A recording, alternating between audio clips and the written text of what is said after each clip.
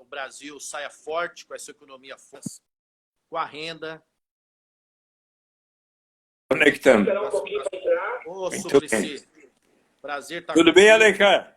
Como é que tá? Tudo bem? Nosso sempre senador Suplicy. E a gente poder tá conversando.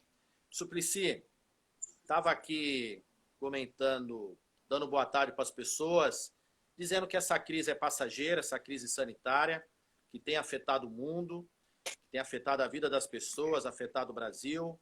A importância de todo mundo ter os cuidados, valorizando os profissionais da saúde, servidores do SUS, mas ao mesmo tempo as pessoas precisam ter a garantia do emprego, precisam ter a garantia da renda, precisam que a economia, após a passagem dessa crise, esteja forte para recuperar o poder do nosso Estado. O senador Suplicy, ao longo da sua luta do mandato, sempre em defesa do povo, dos trabalhadores, das trabalhadoras, da juventude, enfim, de todos, fez também da bandeira da renda mínima uma grande bandeira de luta política ao longo do seu mandato, uma proposta inovadora, né? Uma proposta importantíssima para um Estado mais igual, um Estado mais justo.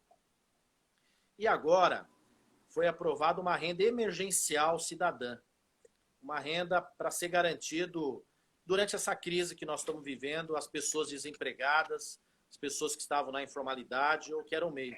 Queria que você comentasse, primeiro, dizer desse momento, o que você está achando dessa crise, e depois falasse também desse projeto. Né? E um prazer tê-lo contigo aqui, Suplicy, uma honra poder estar conversando contigo. Também tenho o maior prazer, deputado Alencar Santana Braga, de estar conversando com você e neste momento tão sério, tão grave, pela qual passa o Brasil e, na verdade, o planeta Terra com essa pandemia do coronavírus. E, então, é necessário que tenhamos muita atenção para verificar que as pessoas possam ter o direito à sobrevivência com dignidade. E eis que, então, surgiu esse interesse muito grande com respeito às possibilidades de podermos instituir uma renda básica emergencial que vai... Só um minuto. Que foi apreciada e por voto unânime das duas casas, lá na Câmara dos Deputados e também no Senado Federal, se aprovou para que haja uma renda de R$600 por pessoa adulta nas famílias, no máximo até duas, correspondendo, portanto, a R$1.200, nas famílias monoparentais, seja onde haja apenas a mãe ou o pai, mas se houver mais pessoas, então também com direito a R$1.200 por mês. A quantia era mais modesta originalmente, mas avalio que fez bem a Câmara dos Deputados e depois o Senado em passar para R$600 por mês e para todas aquelas famílias que recebem até 3 salários mínimos ou então, pelo menos, ou até meio salário mínimo per capita. Suplicy, pois não. Chegou nesse valor de R$600 a partir da proposta do PT e os demais partidos de esquerda que defenderam um salário mínimo, enquanto o governo queria R$200 somente, né? Certo. Acabou chegando no meio termo, que foi uma grande conquista, se considerar a proposta original do governo, que era somente 200, né? Então, fez muito bem o PT e os partidos de oposição e chegaram unidos e conseguiram, eu pude assistir uma boa parte da sessão, a unir todos os demais partidos que aceitaram e também o mesmo aconteceu no Senado Federal, onde, além da proposta do Eduardo Barbosa original, foi considerada também a proposta do senador Randolfo Rodrigues e eu até me coloquei à disposição, conversei bastante com o senador Alexandre Vieira, da Paraíba.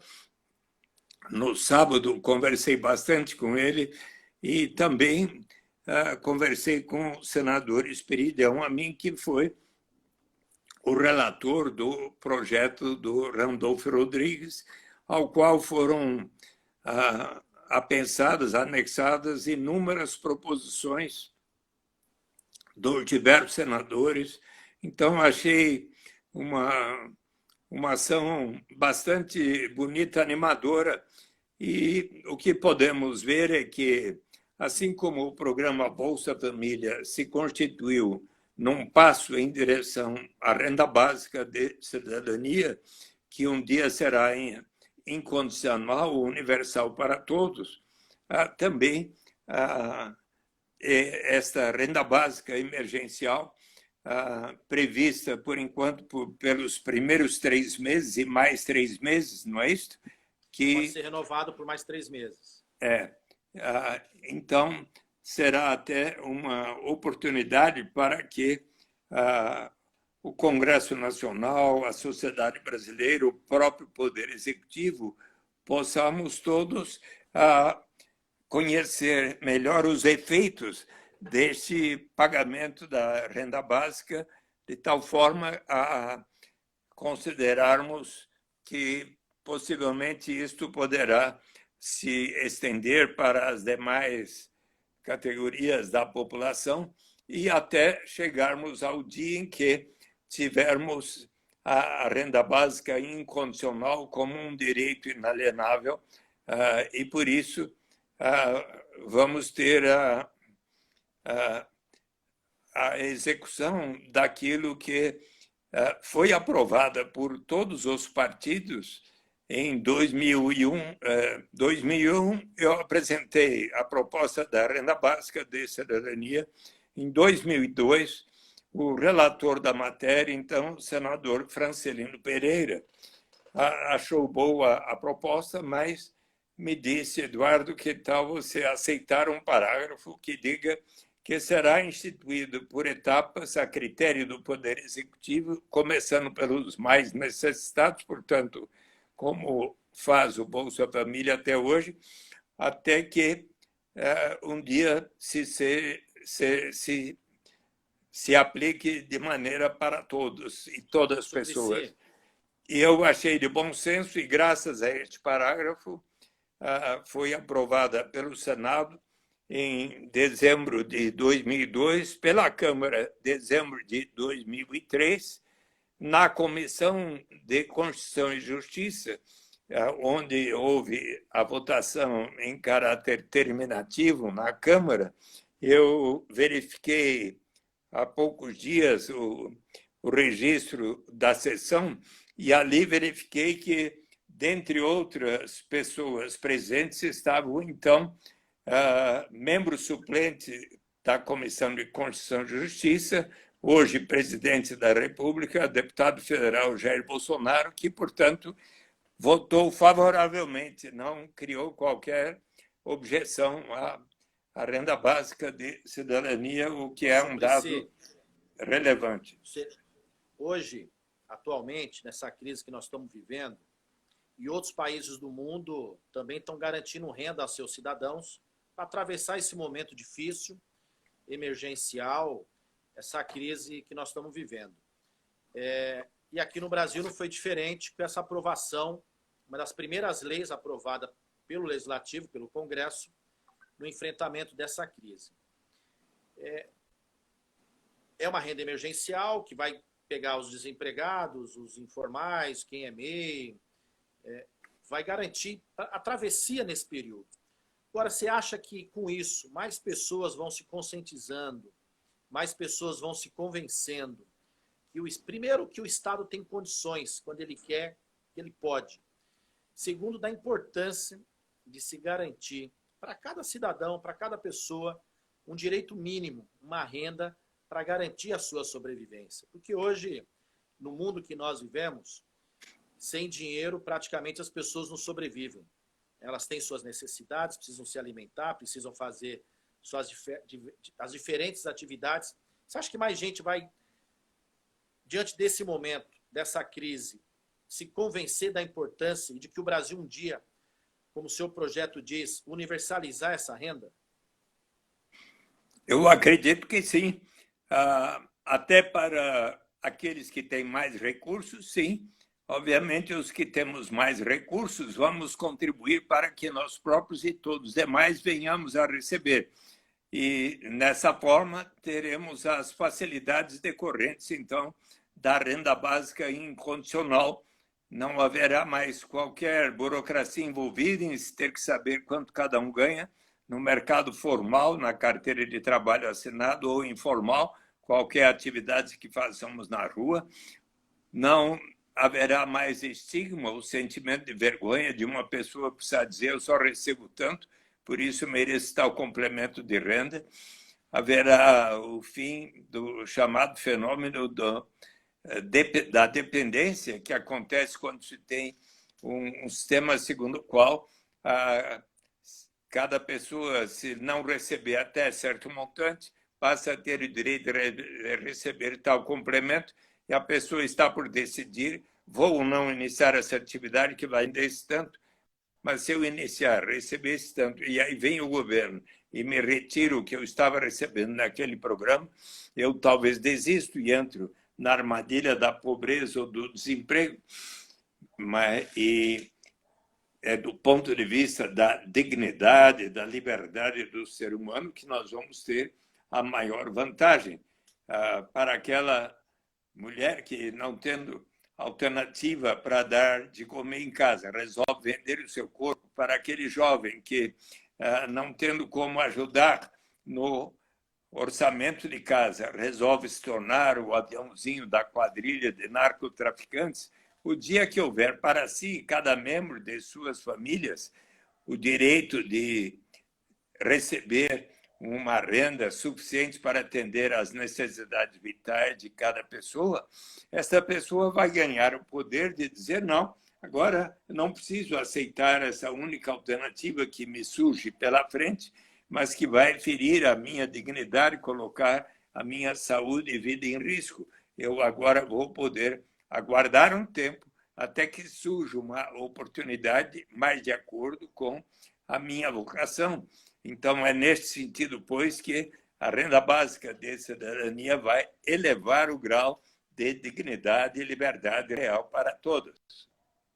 No momento de crise, onde algumas pessoas já perderam seu emprego, outras pessoas que tinham trabalho na informalidade perderam a sua renda, outras pessoas já estavam há tanto tempo desempregadas nessa crise econômica que a gente vive já há alguns anos, e nesse período que nós vamos viver de um recolhimento, né, desse isolamento, dessa quarentena necessária para a gente combater o coronavírus, o Estado garantir a condição mínima para a sobrevivência de cada pessoa, eu acho que é um exemplo de que, de fato, o Estado pode, de que, de fato, o Estado tem condições, de que, de fato, as pessoas são as coisas mais importantes no Estado, né? O Estado serve para quê? Se não é para garantir a vida das pessoas, se não é garantir a dignidade das pessoas, as condições de sobrevivência, de vida, né? Então, acho que eu concordo contigo que é uma renda, nesse momento, essencial, é uma renda, nesse momento, necessária, e o que a gente espera, e estamos trabalhando lá na Câmara, é que a gente possa aprovar mais medidas para garantir o emprego dos trabalhadores, para evitar demissões, para garantir também que a economia sobreviva a esse momento. As nossas empresas são importantes, as nossas universidades são importantes, as escolas, enfim, os comércios, a vida econômica como um todo, né? Porque tá tudo interligado.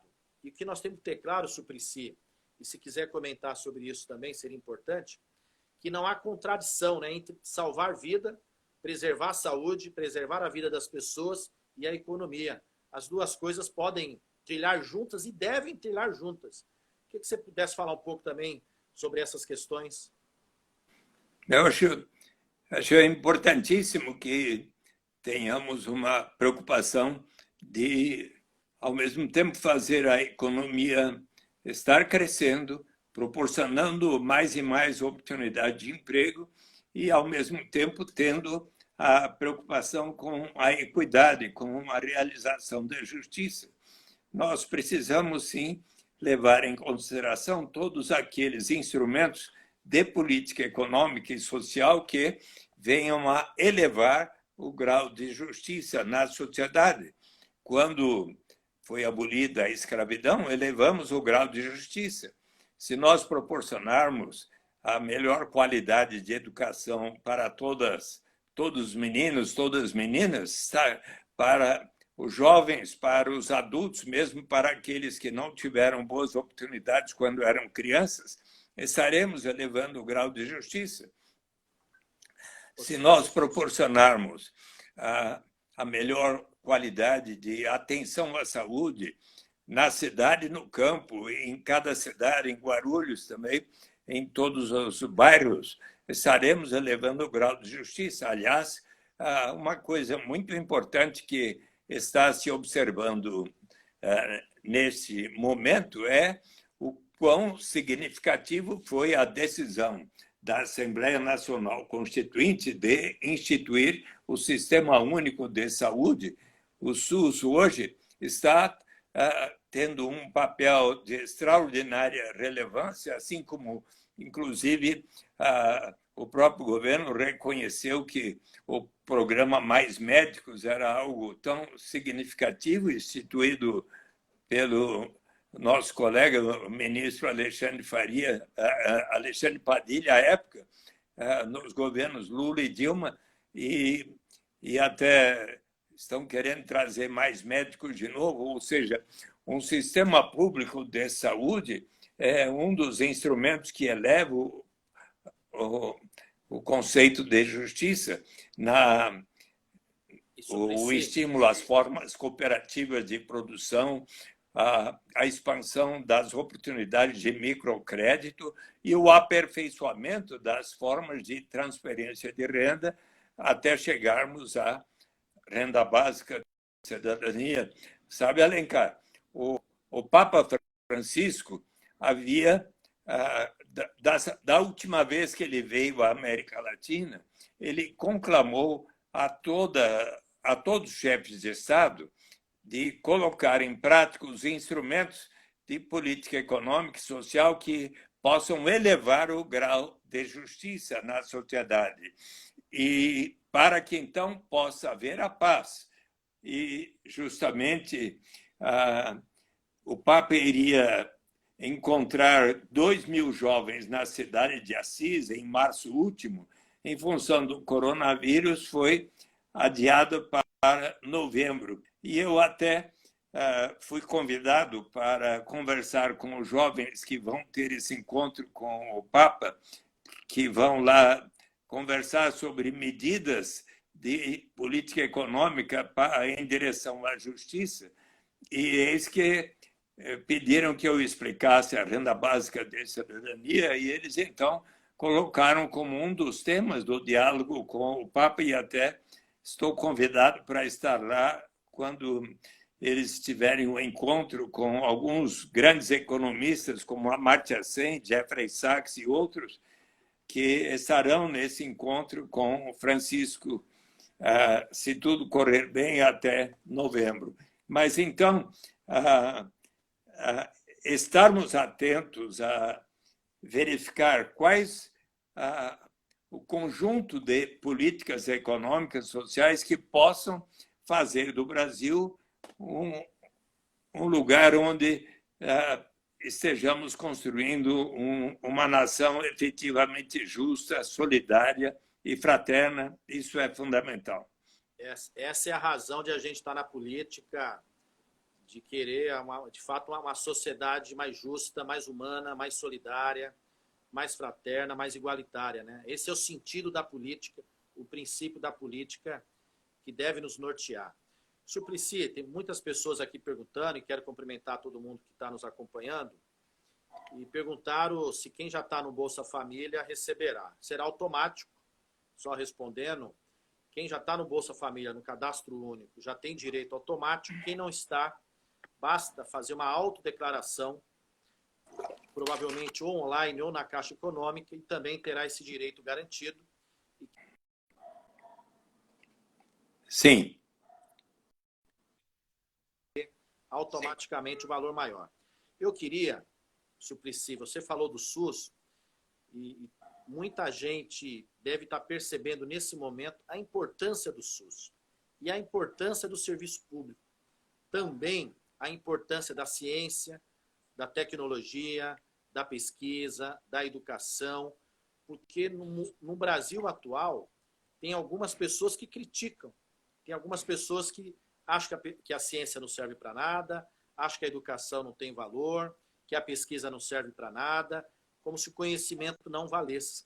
Então, acho que, além da importância da renda cidadã, que é um projeto histórico, uma luta antiga do nosso senador, a gente percebeu a importância de se garantir nesse momento o serviço público, o conhecimento. Muita gente também está percebendo nesse momento o quanto que importante é.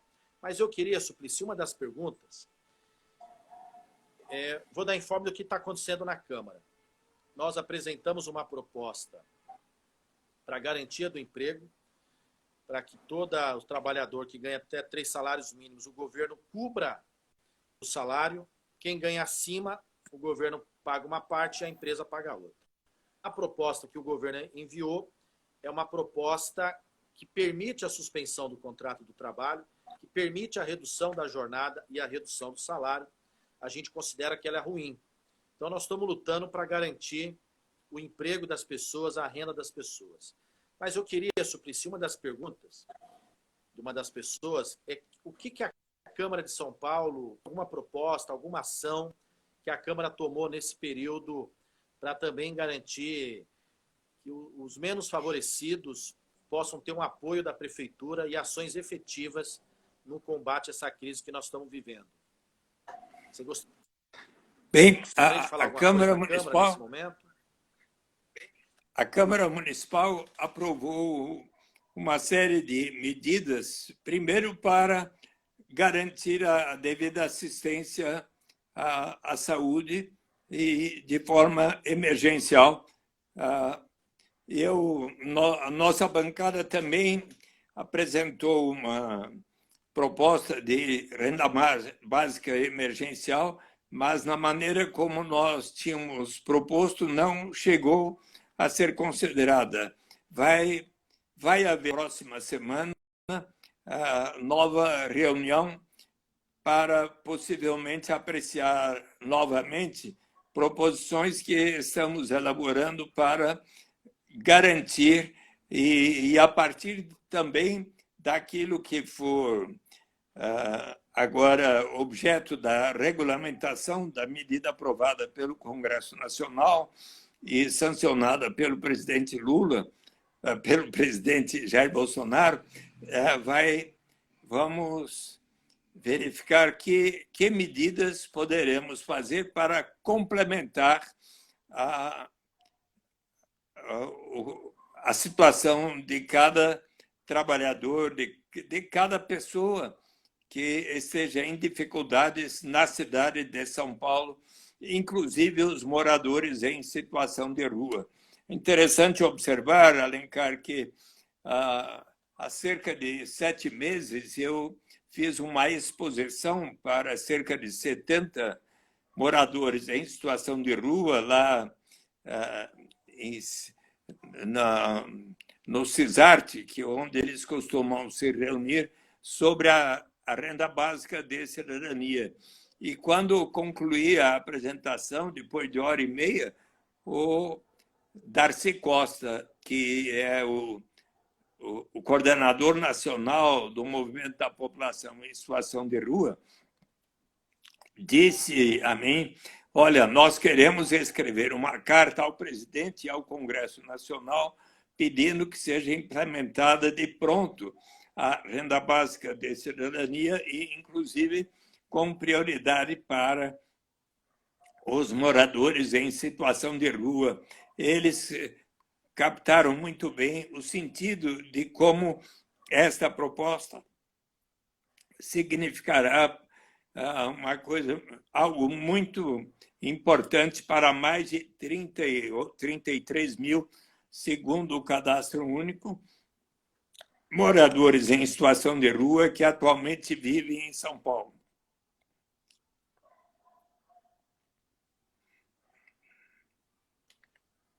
Alô?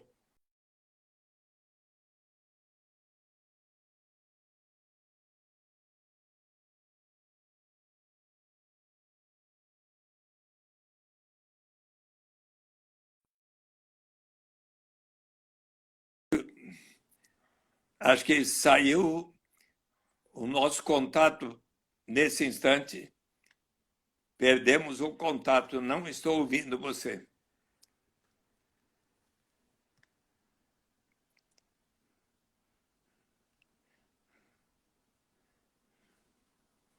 Não.